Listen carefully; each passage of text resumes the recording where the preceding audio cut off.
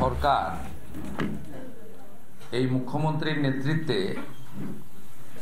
বিভিন্ন সময়ে কেন্দ্রীয় প্রকল্পগুলির নাম পরিবর্তন করা এবং অর্থনৈতিক শৃঙ্খলার প্রশ্নে বা আমাদের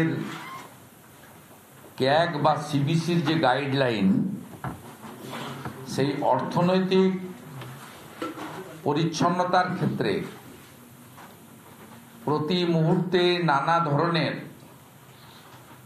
নৈরাজ্য এবং ফাইন্যান্সিয়াল অনিয়ম, অর্থনৈতিক অনিয়ম, এটা ছত্রে ছত্রে গত 14.5 বছর ধরে পশ্চিমবাংলার লোক দেখে এসেছে। অন্যান্য রাজ্যের বিধানসভার মতো এখানে ক্যাগ রিপোর্ট বিধানসভায় টেবিল হয় না, লোকায়ুক্তের রিপোর্ট এখানে টেবিল হয় না, রাজ্যপাল মহোদয় ক্যাগ রিপোর্টকে টেবিল করতে বললেও এখানে টেবিল করা হয় না, যা প্রতিটি রাজ্যের বিধানসভায় সরকারি অর্থের, সেই কেন্দ্রীয় সরকারের কাছ থেকে প্রাপ্ত অর্থ হতে পারে, রিজার্ভ ব্যাংক বা বাজার থেকে বন্ড তোলা হতে পারে, ঋণের অর্থ হতে পারে, রাজ্য সরকারের সংগৃহীত রাজস্বের অর্থ হতে পারে এবং বিভিন্ন সোর্স যা হেড অফ অ্যাকাউন্ট আছে সেখানে প্রাপ্ত অর্থ হতে পারে। এরা কখনোই করেনি, অন্তত আমার জানা নেই, আপনাদেরও জানা নেই। আজকে মুখ্যমন্ত্রী উত্তরবঙ্গ থেকে বাড়ি নির্মাণ করার জন্য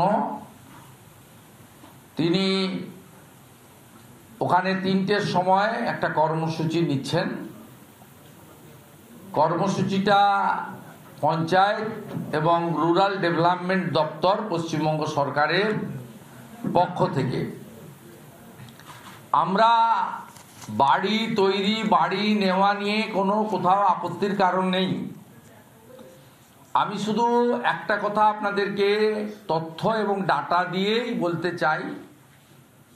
প্রধানমন্ত্রী আবাস যোজনার আগে ইউপিএ 1, ইউপিএ 2 অর্থাৎ কংগ্রেস পরিচালিত কেন্দ্রীয় সরকার, তারা ইন্দিরা আবাস যোজনা নামে একটি কর্মসূচি রেখেছিলেন। তার নাম শর্টে ছিল IAY। বরাদ্দকৃত অর্থ ছিল 25,000।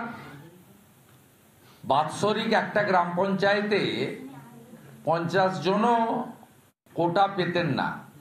ওখানে বেনিফিশিয়ারিদের নাম নেওয়া হতো না, ওখান থেকে একটা কোটা দিয়ে দেওয়া হতো। যেখানে একটা গ্রামের একটা পাড়ায় 50 জনের প্রয়োজন, সেখানে একটা গ্রাম পঞ্চায়েত 20টা সংসদ নিয়ে, 40টা মৌজা নিয়ে সেখানে দিয়ে দেওয়া হতো 50টা, মানে নুন আনতে পান্তা ফোরানোর জোগাড়। তাতে 4 থেকে 14 বরাদ্দকৃত অর্থের পরিমাণ হচ্ছে 4,664 কোটি টাকা।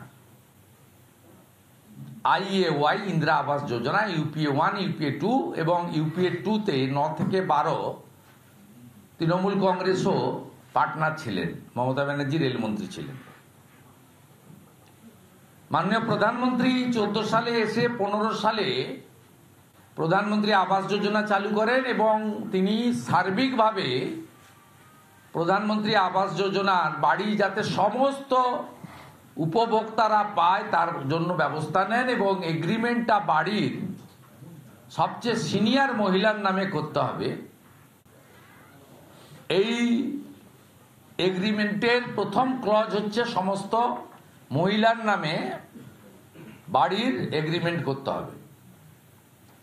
মাননীয় প্রধানমন্ত্রী 2023 সাল পর্যন্ত এই খাতে রাজ্য সরকারকে অর্থ দিয়েছেন। 2014 থেকে কত?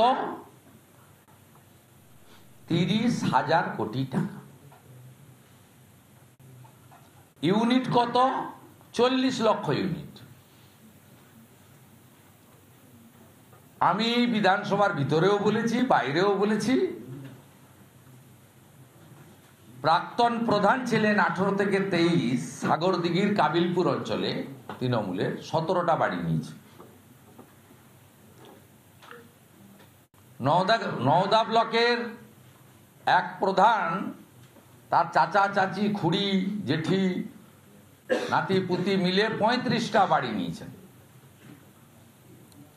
এরকম অসংখ্য প্রকৃত প্রাপকদের বঞ্চিত করা হয়েছে। 40 লক্ষ বাড়ি যদি সত্যিকারের 40 লক্ষ প্রকৃত প্রাপকদের কাছে যেত, রাজনীতি না দেখে, ধর্ম না দেখে, কাটমানি না নিয়ে, তাহলে পশ্চিমবাংলায় এই যে মাঝে মাঝে অতিবর্ষণ, ভূমিধস, দেওয়াল চাপা, তাকে নিয়ে রাজনীতি, এগুলো কিছু করার দরকার হতো না। আর এখন তো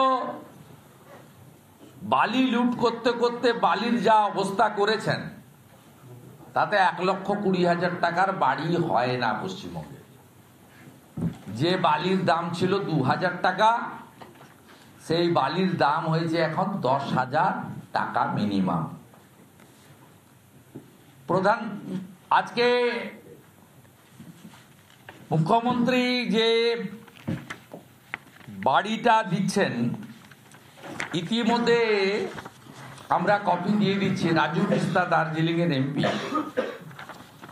তিনি গতকাল পোস্ট করেছেন, ডাটাটা আমার কাছেও আছে।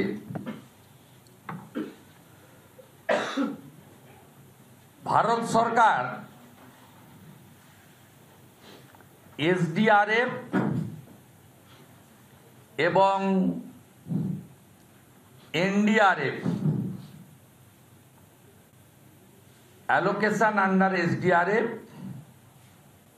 স্টেট ডিজাস্টার রিলিফ ফান্ড আর সেন্ট্রাল গভর্নমেন্টের শেয়ার